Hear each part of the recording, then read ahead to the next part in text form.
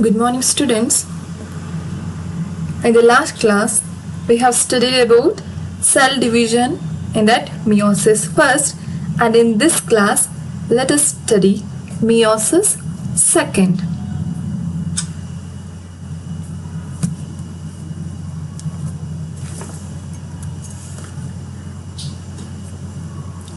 So, meiosis second, it is similar to mitosis or equatorial division, and it is a homotypic division.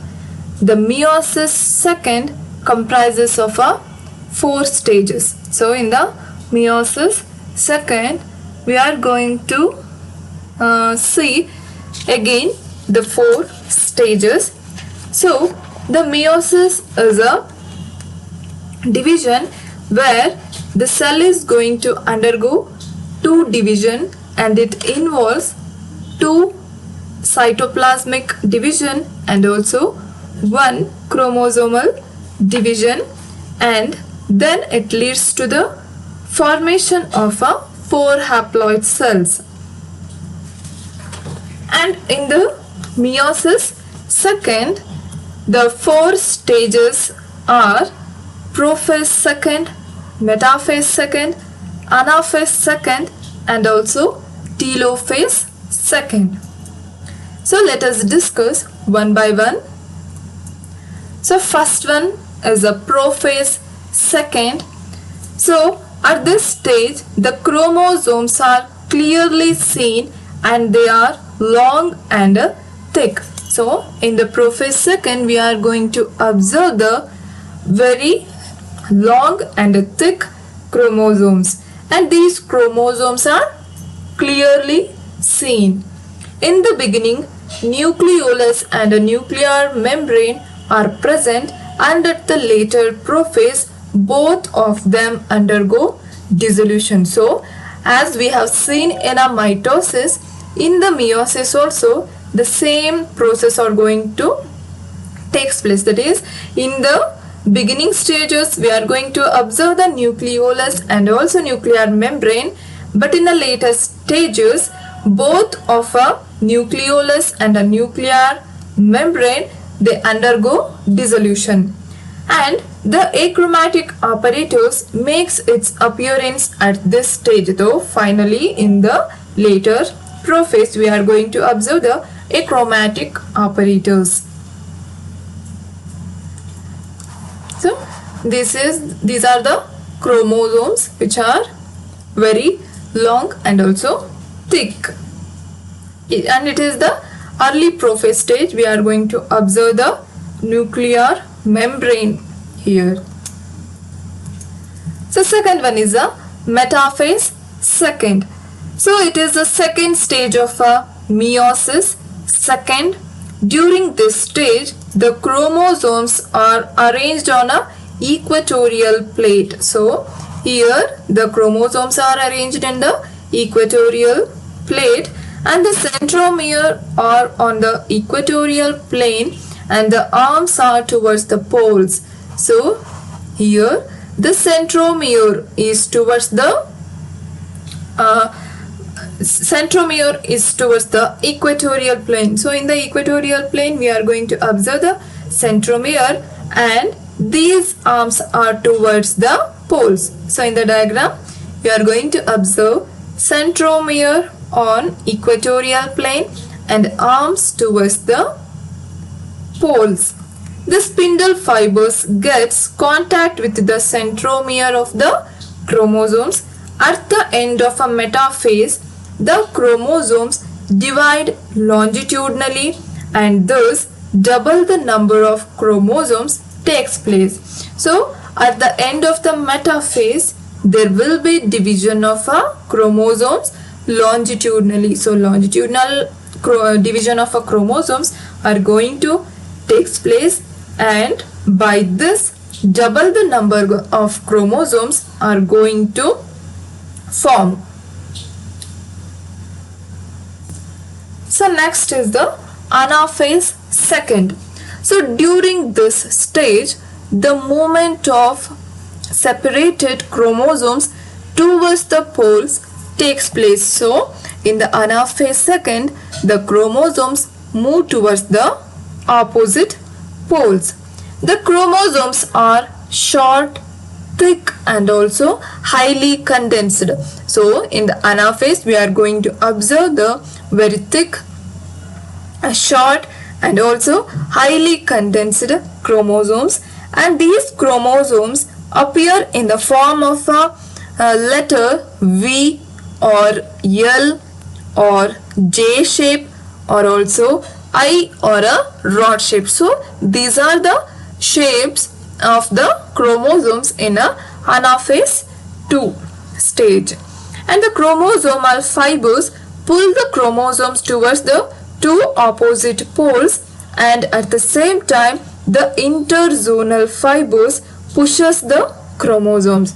So here the chromosomal fibers, the fibers which are going to hold the chromosome, they are going to pull the chromosomes towards the opposite poles, and the interzonal fibers, that is in between the chromosomes, what the fibers or spindle fibers are present, they are going to pull the chromosomes, or they are going to interzonal fibers, they are going to pushes the chromosomes towards the poles. So this is regarding the anaphase second. Next is a last phase, that is telophase second. So the moving of chromosomes becomes arranged at the opposite poles. So the chromosomes, they arranged at the opposite poles. The chromosomes are uncoiling and uncondensation. As a result, they form a network like chromatin. So in the telophase stage, we are going to observe the uncondensed chromosomes. They are called as a chromatin networks.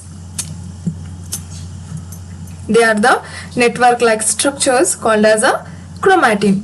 And the nuclear membrane and nucleolus reappears, and the spindle system undergo dissolution, that is the spindle fibers, they undergo dissolution, and it is followed by the cytokinesis. The telophase second is followed by the cytokinesis. So here we are going to observe the successive simultaneous centripetal and a centrifugal type of a cytokinesis.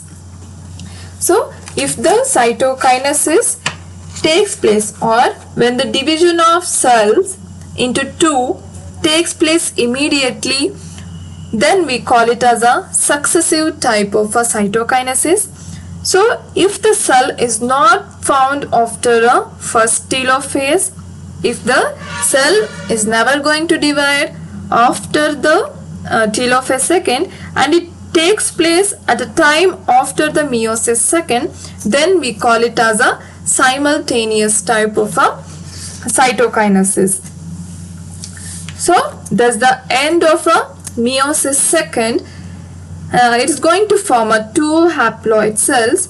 So totally we are going to get 4 haploid cells. That is total at the end of the meiosis first and a meiosis second, we are going to get the 4 haploid cells. So 4 haploid cells are going to formed at the end of a meiosis